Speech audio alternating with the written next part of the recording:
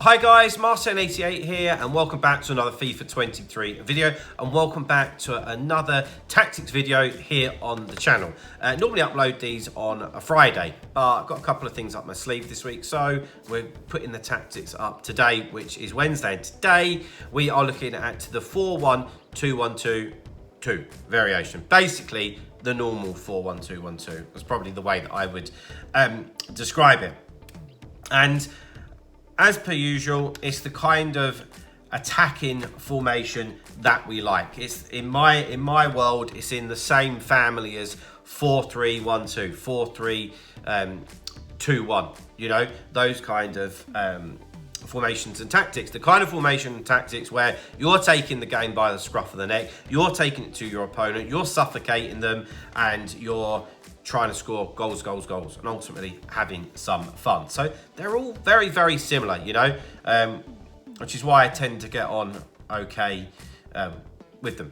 So let's have a look and see what is in store tactics-wise. Okay, so let's go through it. As I already said, 4-1-2-1-2, for me, should be an attacking formation, okay?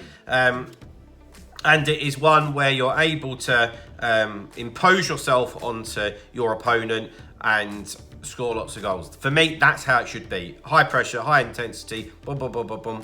And like I said, like the 4-3-1-2 or the 4-3-2-1. Right, defensive style, balance. That's rarely ever going to change, to be quite honest with you. Yeah, you could go to pressure on heavy touch with this formation, but I always just feel that balance is better. Pressure on heavy touch, you don't want players going out of position or lunging in, etc, etc. So maybe you're better off just with balance, you know. Defensive width, 50, just leave it how it is, no need to change that. Defensive depth, up to 60. Of course, it's one of them aggressive formations, okay?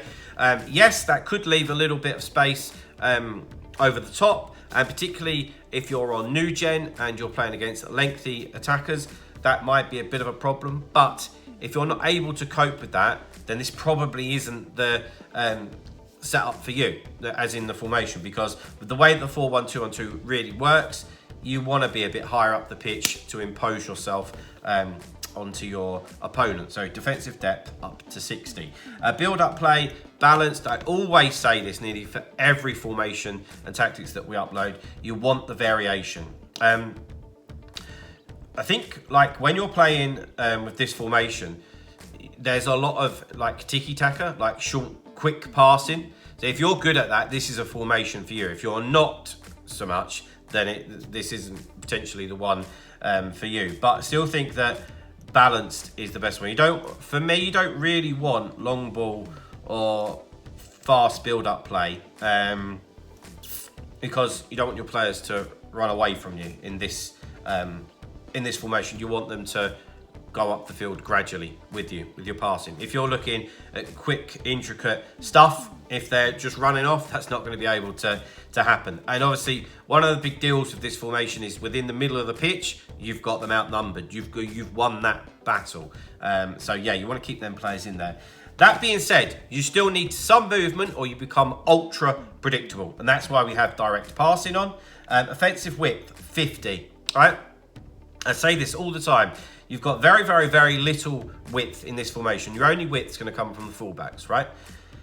So there's no point banging this up to 80, 90, 100, because ultimately, if you want that, play the other variation of the 4-1-2-1-2, or play a formation that has wingers. Don't try and adapt it to be something it's not, okay? So just leave it on 50 depth. 7 players in the box, 2 corners, 2 free kicks. Onto the player instructions. So stay back while attacking on the defence. However, you really are going to need to use the fullbacks here. As you can see on screen, there's so much space in front of Hakimi there. They need to try and occupy that.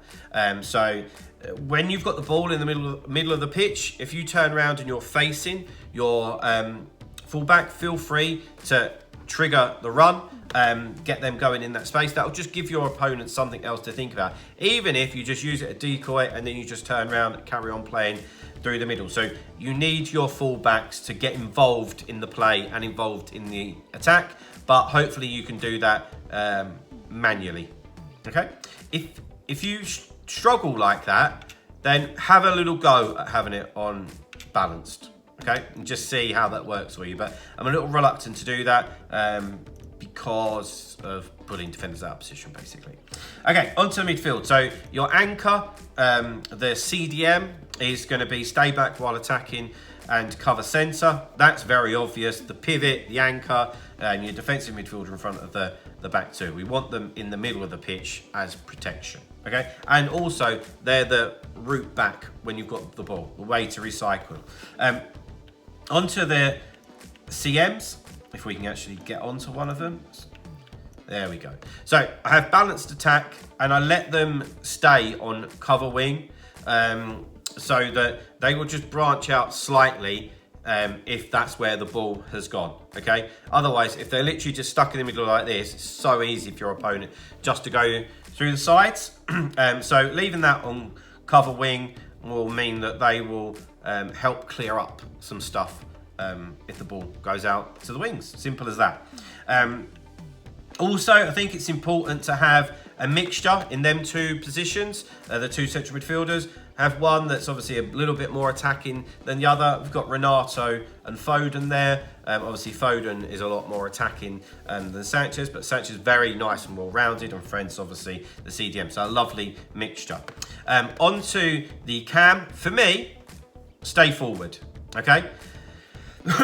What I like about playing a formation that has a cam and two strikers is I always leave them forward. I know a lot of different custom tactics and instructions for this formation might play it differently, but when I win the ball back, that's where I'm trying to get the ball. And often you can leave yourself with like a 3-on-2, so with the two centre backs, and you've got your cam and your two strikers. And if you're clued up and you're playing that quick enough, and you know that's what you're looking for, boom, boom, boom, often you can catch your opponent unaware. So I've stay forward on the cam all day long. And then for the front two, as always when I have two strikers, I have one on getting behind and one and just standard, so to come short.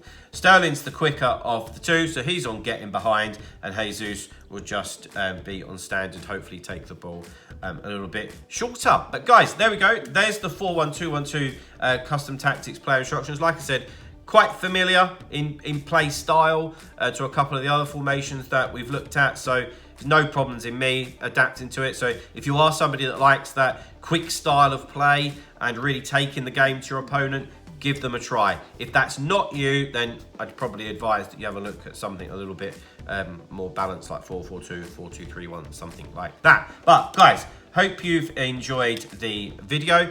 Please drop a like if you have, subscribe to the channel if you haven't already, and I'll see you guys very, very soon. See you later, guys. Bye.